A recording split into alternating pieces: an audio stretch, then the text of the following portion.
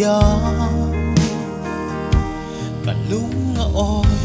o boite kalunga oi katu perche tiang chor khalo en sang yanin tianga reng la moi ke perche sumpun moi de ngai tu kan thil du na di atan kum khoin lang perche mangai na vang chuanin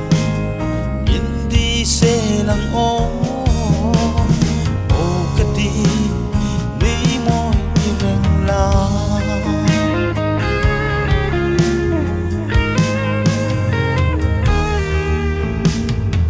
para song song singa i moi bel di tam ka ngai lo mel ka mu hiya lung idung o boite lung idung katu perche har tra sai lo chua chang hianin ai thin kan nim ni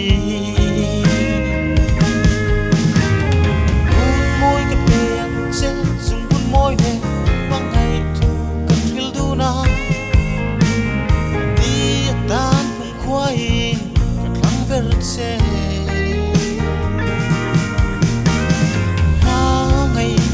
vang chuanin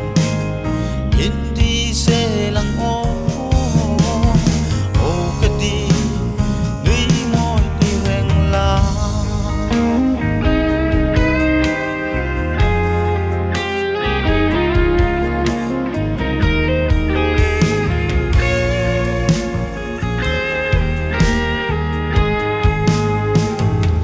para song song singa i moi bel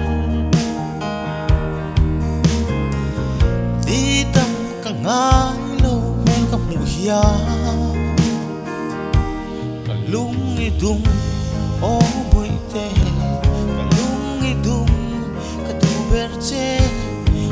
har tra sai lo chua chang hianin ka ngai thin kan nim ni